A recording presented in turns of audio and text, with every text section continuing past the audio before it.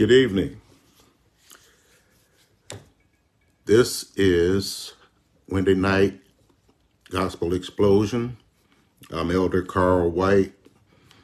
I have the honor of sitting in for Pastor Jack P. Leland, our pastor. And so I will be with you teaching a word of God this evening. Thank you all for being here. Weather stormy outside, but it's a good thing that we can buckle down and study and get into the Word of God. Thank you all for being here and that are going to come in here. Let us pray. Eternal God, our Father, we just thank you. Thank you for this time set aside for the study of your Word, God. We thank you for the illumination of your Word to our eyes and our hearts, God. We thank you for being there with us. We thank you for being in us. And we thank you for the work that you do through us. God, help us this evening.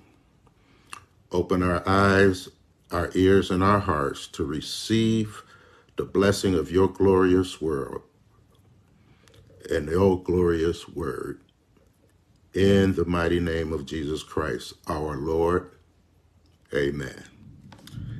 Amen. Now, without a lot of fanfare for the night, I'm not going to keep you long, because seeing how things are where I live, it's raining cats and dogs. So I'm just going to get through part of it, and the next time I'm able to sit before you, I'll finish it up. So tonight, I want to go into some things that are basic, some things that are fundamental, some things that we as believers in God through the finished works of Jesus Christ rely on and depend on. But there are also some things that we at times in the body of Christ, and often frequently these days, take with a minimum of concern, or we seem to put them aside. So what we're going to talk about tonight is Jesus already came. Now, we know that Jesus Christ has said in his word, and we often say it nowadays, that he's coming back. Now, we all know that. And it seems to me through observation that a lot of times we put a lot of focus on Christ coming back to get his church than on what his church is doing now and how the people in the body of Christ are living now. See, we have to understand that for somebody to come again, they already have to have been there. So we know some things about God. We know some things about Jesus Christ.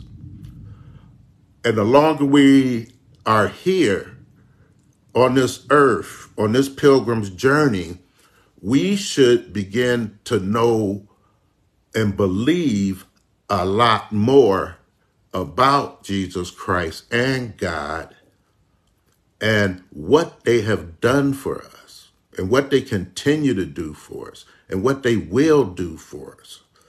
So starting a little bit with God. Now, we know God is omnipotent, right? Which means God is all powerful. We know God is omnipresent, which means God is everywhere at the same time. And we know God is omniscient, which means that God is all knowing. He knows everything. There is nothing since the beginning of time and prior to that, up until now, that God does not know. He knows everything that's going on in every corner of this earth, with everyone, every person, man, woman, boy, and girl, every animal, every insect, every weather front, every season. He knows it all. He knows how things are going to turn out before they're even reported on the news. Now, and that's just a drop in the bucket as to what God knows. So think about it. All we have to do is turn on the television and watch, go through all the different kind of channels that's on TV and cable and podcasts and Facebook and all that kind of stuff. We can listen to plenty of radio stations to get all kind of points of view. We can scroll the internet until our fingers get sore and our eyes become blurry and tired from being on it so long. And with that, we'll see just how far our lives, society, and living in this world and this country have been reduced to. Local, state, federal governments, they have so many laws on the book, no one person can keep up with it. We can't keep track of them. There is so much corruption in the public, private sectors of business and industry that has compounded the decaying moral indifferences and values practiced in the homes of many Christians. And that has become an acceptable method and manner of behavior in our typical Christian households. Now, I know we're all goody two-shoes, and I know that we don't do nothing wrong, and when things come up, it's not me, not I didn't do it, had to be somebody else in the body of Christ. All the things in the Bible that were in the Old Testament, as God gave the prophets ability to write down the stories and the scriptures that he wanted, through the New Testament, to when Jesus, the apostles, Paul, wrote many, many letters and chapters in the New Testament to speak and reinforce the words of Jesus Christ to us. But God, who is rich in mercy and yet loved us while we were yet sinners, he sent his only begotten Son to die for us so that we may have right to the tree of life. So as I said, just for a few moments this evening, I want to take a look at why Jesus came. So I'd like to start reading in the first chapter of the Gospel of John. A very important place, and it relates directly to first chapter of Genesis.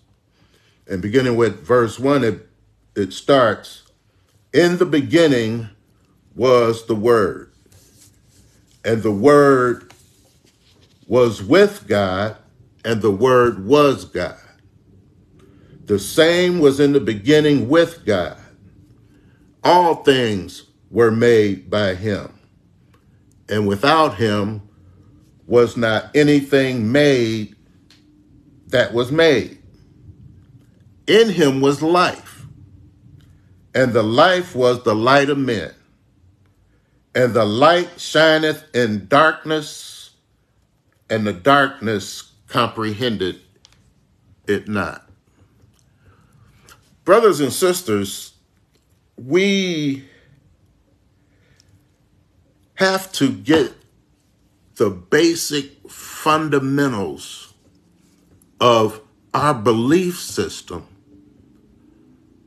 intact on a firm foundation so that we can be sure, steady, rooted, and grounded as we run this race called life. That God created us to be in fellowship with him. We are created in God's image and his likeness. Yes, God created us and gave us the gift of free will. But that in itself is no excuse for us at times to be living the way that we are living and acting the way that we act with one another. Because we love God because he first loved us. And if we love God, then we are going to follow his commandments. And it is said in the Bible that his commandments are not grievous. They're empty. They're empty of anything that would tempt or drive us to sin against God. They're empty. There's nothing in God's word to drive us away from him. Everything in God's word is designed for him to draw us unto himself. And we talk about the Father, the Son, and the Holy Ghost. These three are one. They're all connected. They're all unified. They all work together in their specific function or assignments under the direction of Almighty God. So what are we saying with this? We're just laying the groundwork of successful Christian living. Because God is so awesome. He is so mighty. He is so powerful that we can't, even in our finite minds, think of the infinite nature of his being. See, we take on some of the characteristics that suit us of God and Jesus Christ and the Holy Spirit. We often abide by the things that seem easy to us. But anything difficult, anything that wants to sway us or turn us from doing what we want to do in our own flesh, then we shy away. We back up off of the Word of God. And that's what a large part of the problem that we're having in the body of Christ today stems from that we can't come together, unify under the direction of the Holy Spirit because of the finished works of Jesus Christ, with the power of the Holy Ghost within us, and right some of these wrongs and these ills that exist in the world today. Politicians wouldn't have a chance if we were united. Gun violence, the NRA and all of that wouldn't hold a candlestick if we were united. Financial freedom, prosperity, no homeless issues, people going hungry or not clothed, not having anywhere to live.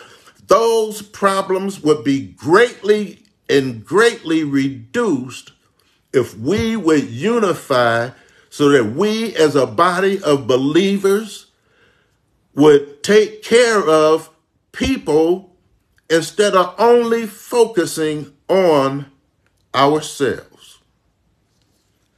So there's a few other points I'm going to go through. I got 7 of them. I might make it through 3 or 4 of them today. As I said, I'm not going to keep you long.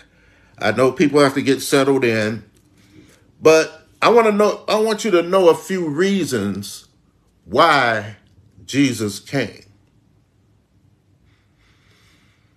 Jesus came because he was requested to come and sent by God himself.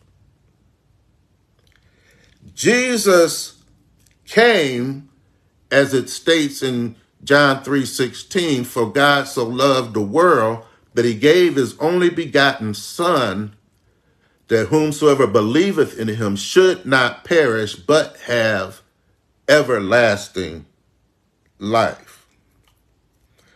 Jesus volunteered to come here,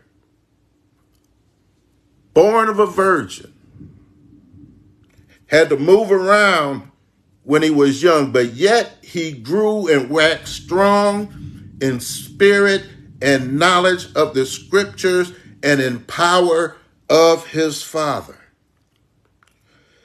Jesus came to do what the law could not do. Did you get that one? He came to do what the law could not do. And that was provide an atoning sacrifice for the sins of God's people. Jesus didn't come to do away with the law. He came to fulfill it. So in other words, Jesus Christ came so that he could make the law real and effective, not for just a few, but for everyone in the world. Now I'm going to turn to John 10:10 real quick. And it's the B clause of John chapter 10, verse 10. The B clause says, and it's in red letter, I am come that they might have life, and that they might have it more abundantly. I have come that they might have life, and that they might have it more abundantly. We are they.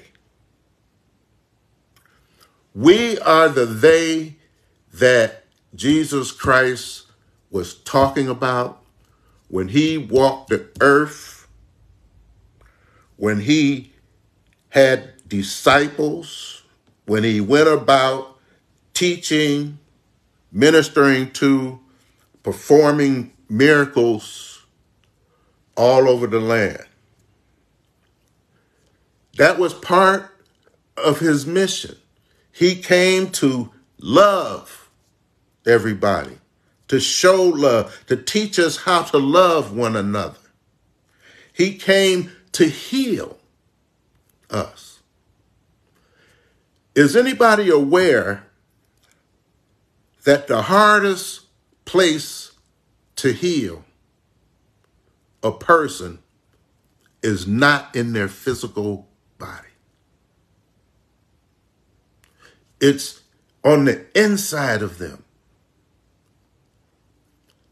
Spirits, our spirits need healing. Our minds need healing. You know, just like the old folks used to say, Lord or Jesus, regulate my mind.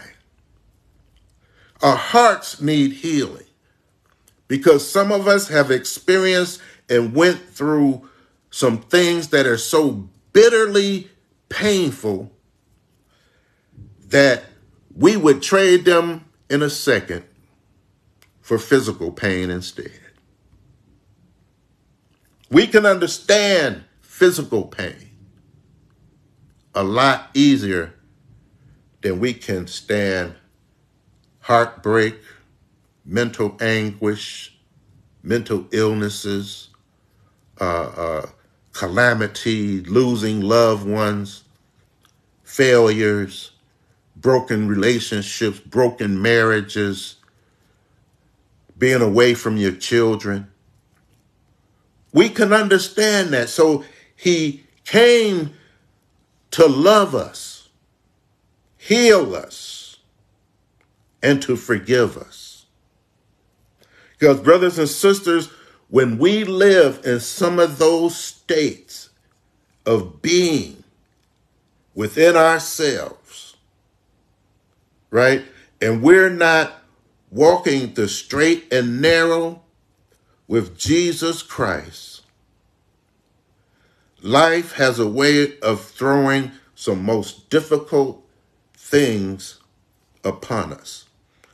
And let me make this clear. It's not about so much you being tempted to be away. It's not about so much that it's Satan drawing you into sin. It's not so much as even a lot of time we deciding on our own selfish desires to sin. Living life on life's terms is difficult as best. But because Jesus came, we're strengthened. Because we see the example of all that he endured while he was on the earth, that when he went to the cross, when he knew he was going to the cross, and he felt everything that we're accustomed to feeling. He felt the anguish. He felt the hesitancy. He felt apprehension about going to the cross and being nailed to it. But yet, because he was the Son of God and obedient to his Father, to the death, even the death of the cross. He had his moments. He went through the pain of carrying an old rugged cross up a hill called Calvary, being nailed to it, stretched wide, hung high, a spear shoved in his side. He went through all of that. But yet, he was determined. He remained obedient to the end.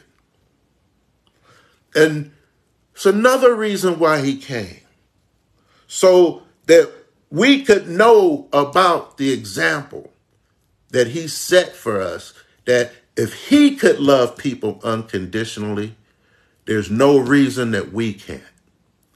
That if he could love and help people and think of them more than he thought of himself, then we ought to be able to. That if he could share the gospel, share about his Father, share about the kingdom of God and the kingdom of heaven, share about repent because the kingdom of heaven is at hand, then we ought to, all these centuries later, be able to do the same thing. We ought to be.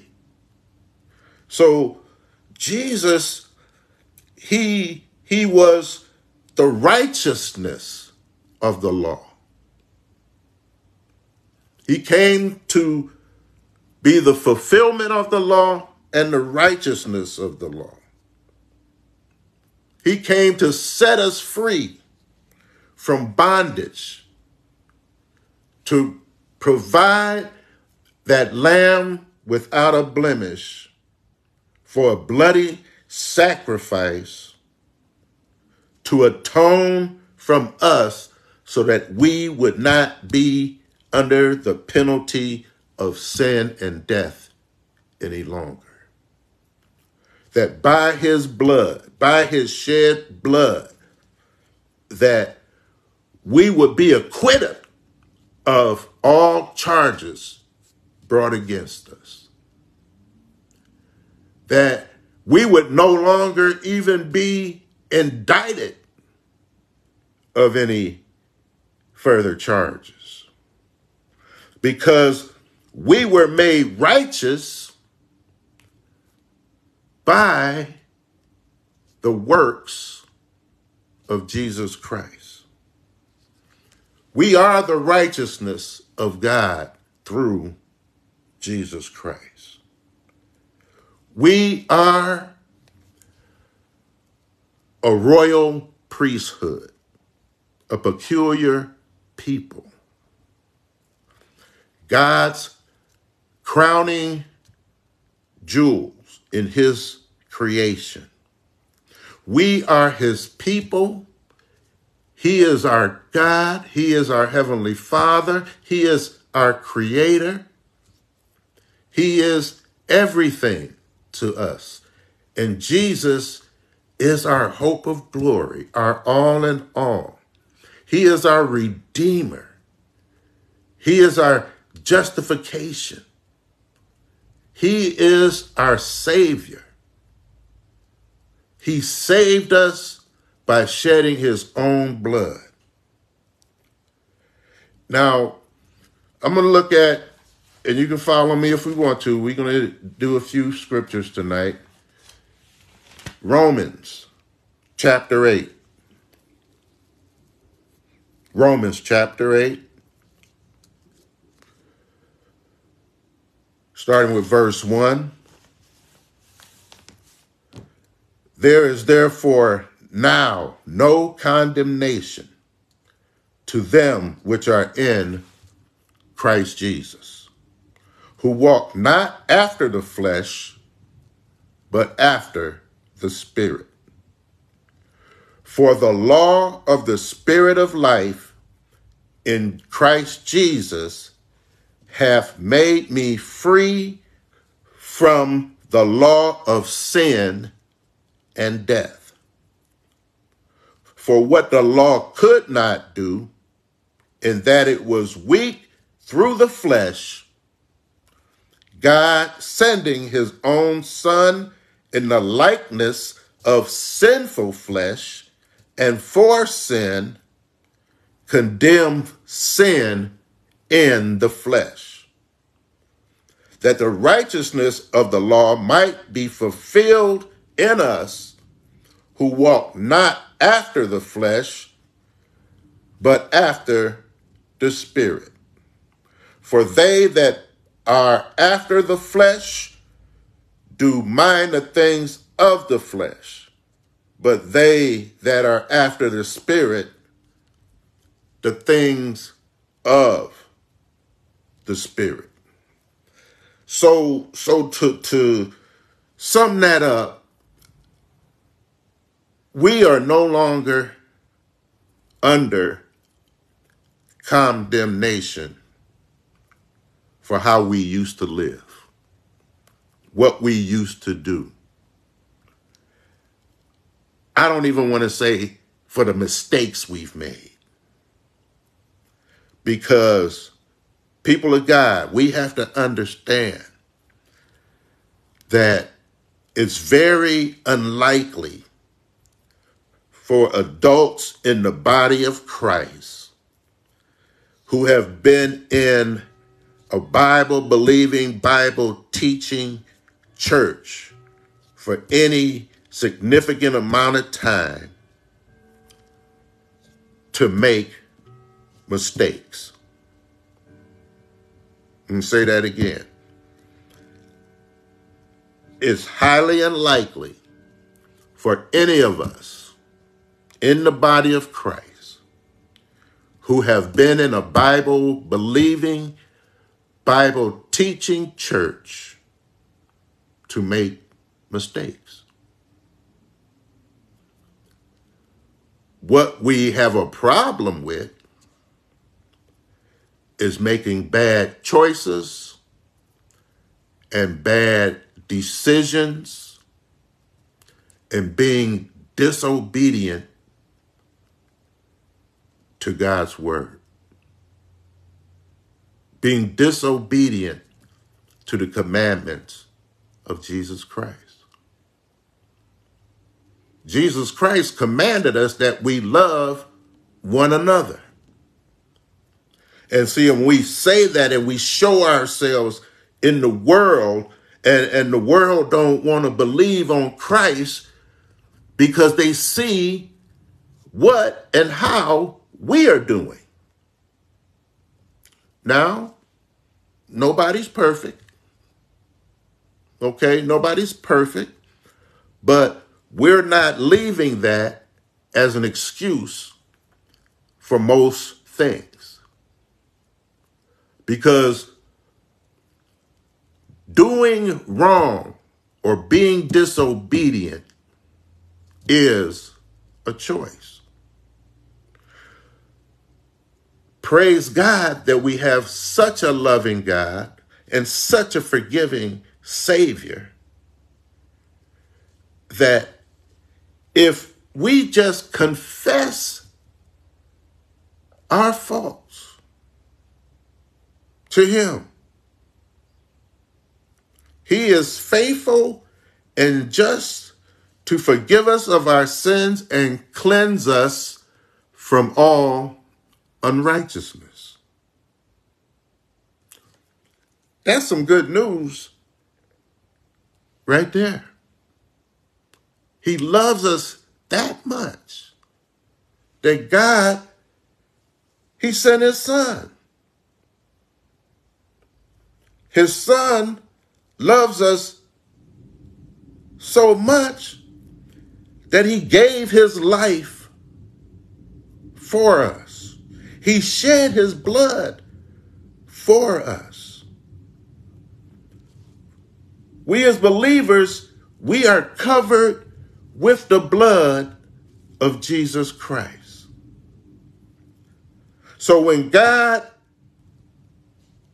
needs to look at us, what He sees covering us is the blood of His Son. That's hallelujah time right there. He sees the blood. Because if God saw me without the blood, that could be a problem. That could be a very big problem. But glory be to God and thanks be to God that His love is so much and so vast and so intense and so tender, hallelujah, that He pays attention to all our needs, all the places that we need help, all the places that we need healing, all the places that we need restructuring in our lives, all the places that we may have whatever kind of deficit in, he is there to put us back together, put our feet on solid ground, and lift us up with his Holy Spirit. You know, in John chapter 14, it talks about that when the Holy Spirit is come, because Jesus had to go away. Hence, the idea and what he said about he is coming back. But he sent us another comforter, the Holy Spirit, the Holy Ghost, to be in us. And Jesus also described that the Father would be in us, the Holy Ghost would be in us, and he would be in us. That's why the old people would say, we can't lose with the stuff we use. Because God is that awesome. And when we submit our will and turn our lives over to the care of a loving God, our Heavenly Father, a more than awesome Savior and deliverer and reconciler in Jesus Christ, and the teaching and guiding of the Holy Spirit in our lives, that is the abundance of life that he came to give us, so that our abundance may be full, that our joy would be full, our peace would be full, our love would be filled, our relationships would be full, our families would be full, our churches would be full, our communities would be full of love, caring, giving to one another. Jesus also said that people will know that you're my disciples if you love one another. All the things that's going on in this world, in our communities, globally, domestically, you name it. I mean, when the world sees us, they should see the love of God, the love of Christ, always ready to be there. We have normalized dishonesty, deceit, greed, lust, hatred, variance, evil doing, wrongdoing, lying, cheating, stealing, and everything else you can think of. We've normalized it to the point that even Christians don't want to speak on it. Sometimes we flock in and out of the church whenever the doors are open or something streaming online, or you get this notice, because you know the news, they don't report the good things that the body of Christ does, but let something bad happen, they will run it through the news cycle without stop for days on end. But brothers and sisters, we have to understand why he came. He came so that when he comes back to get his people, his church, and have us meet him in his kingdom, that it be ready. That it be ready. His people be ready. That his people will be able to come to him without wrinkle or spot because of him.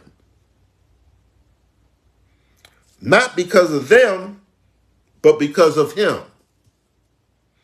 He is the way, the truth, and the life. No one comes to the Father except through Jesus Christ. He also came because he established the order of God with his people. The order of God. And see, and that kind of goes back and ties in with what was being done in the Old Testament. Sacrifices of cows and goats and all these traditions that the priests had to do to intercede for the people. When Jesus Christ came along, he fulfilled that part of the law. Now, be it as it may, we need to understand, and I don't want anybody to get me wrong, but kind of keep an open mind on this, right? We have too many traditions in the body of Christ. We have parts of traditions that were established in the Old Testament. And then for New Testament saints, we have a lot of traditions that were made by man. And to be quite honest, some of the stuff that's going on, God in his word did not tell us to do that. Because see, people, we in the body of Christ can make a choice to come up with some stuff on our own and claim that they're doing it to please God or to be closer to God or to represent God. Some traditions are good, but a lot of them, and I don't have time to go into and expound all of them now during this study, but think back, remember, you've seen them, you've witnessed them, you've participated in some, and you have accepted some as being holy. If I do this, I'm holy. If I wear this, I'm holy. If I do these righteous, pious acts on the right hand, I'm holy. If I do some things that man says, that the word of God says you're not supposed to do, you're not holy. And so then they can't have no fellowship with other Christians because they deem them as less righteous, holy, reverent, or godly than themselves. See, the order of God does not dictate that. So let me show you right quick, Ephesians chapter 4. Ephesians chapter 4.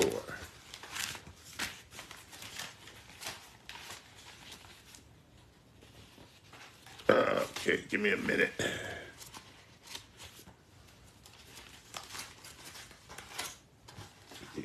Ephesians. Come on here, Ephesians. Ephesians chapter 4. Want to start with verse 1. And this is Paul talking. His epistle to the Ephesians. I, therefore, the prisoner of the Lord, beseech you that ye walk worthy of the vocation wherewith ye are called, with all lowliness and meekness, with long suffering, forbearing one another in love, endeavoring to keep the unity of the Spirit in the bond of peace. There is one body and one Spirit, even as ye are called in one hope of your calling. One Lord, one faith, one baptism, one God and Father of all, who is above all and through all and in you all. But unto every one of us is given grace according to the measure of the gift of Christ. Now I want to drop down to verse 11. And he gave some apostles and some prophets and some evangelists and some pastors and teachers, for the perfecting of the saints, for the work of the ministry, for the edifying of the body of Christ, till we all come in the unity of the faith and of the knowledge of the Son of God, unto a perfect man, unto the measure of the stature of the fullness of Christ. He came to establish the order of God, to unite us steadfastly in love, in lowliness, in meekness, to help and support one another. He came to assure us that nothing could separate us from his love. Romans 8, chapter, verse 35. Who shall separate us from the love of Christ? Shall tribulation or distress or persecution or famine or nakedness or peril or sword? As it is written, for thy sake we are killed all the day long. We are accounted as sheep for the slaughter. Nay, in all these things we are more than conquerors through him that loved us. For I am persuaded that neither death, nor life, nor angels, nor principalities, nor powers, nor things present, nor things to come, nor height, nor depth, nor any other creature shall be able to separate us from the love of God, which is in Christ Jesus, our Lord. Now, I know that was a mouthful. And those are familiar scriptures that we should be familiar with. They should be part of our foundation. He came to know, to set the order of leadership in the body of Christ that is there not for their gratification, but for the perfecting or completing of the saints of God, to unite us steadfastly in his love, and to assure us that nothing could or would separate us from his love. Brothers and sisters, again, as we see in the media or in conversation and talk groups from all the high intellectuals of the land and globally, the people that are supposed to know the what, why, and where of things. But we know who holds the future. We know who holds the present. And we know who brought us through the past. We know who can do everything but fail. We know who shed his blood for us. We know who woke us up this morning and started us on our way. We know who is going to watch over us as we sleep and slumber tonight.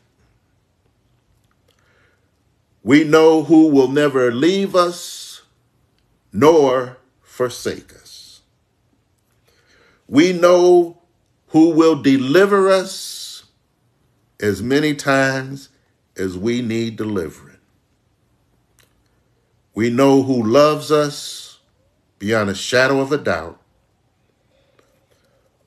We know who only has our best interests at heart. We know why he came. We know why he's here with us now. And we know that he's coming back again. Let us pray. Thank you again, Lord God, in the name of your Son, Jesus Christ, our Lord. We thank you, God, that Christ died and shed his blood for the remission of our sins. We thank you for a right to the tree of life. We thank you for forgiveness, God, fulfillment of the law. We thank you for making us righteousness in you through Christ Jesus. We thank you for the order, God, that you have established in your kingdom. And we thank you for making us just through your acts and the works of your Son, Jesus Christ. Father, we lift you up and we continue to glorify your name. It's in Christ's blessed name that we pray. Amen. And thank God. Now, as always, you know, it's possible that if you have never given your life to Christ, that you could do so at this very time. You can sit in your chair on the edge of your bed. You can sit on your bunk in the jailhouse. You can be in the hospital. You can be wherever that you meet Christ. And simply open up your heart and your mouth and say, Christ, I'm a sinner. I believe that you are the Son of the Most High God. I believe that you died to forgive me of my sins and to cleanse me from all unrighteousness. I humbly submit my life and give my life to you. I desire to be saved. Lord, please save me now. And if you've done that, then guess what? You have been saved. So thank you, brothers and sisters, for bearing with me during this study. And don't forget, Sunday morning, 9:30, in-house worship or online. We'll be back again with Sunday worship. We're located at 2750 Bellevue Way, Tallahassee, Florida. If you need any help or we can render any service unto you, just look us up further on Innovation Baptist Church on Facebook or innovationbaptistchurch.org on the web. Get our contact information, call us, email us, or text us, and somebody will get back to you to try to help you as best we can. So again, thank you for the night, and look forward to sharing with you all again soon. In Jesus' name, good night, be well, and sleep tight in this weather. Amen.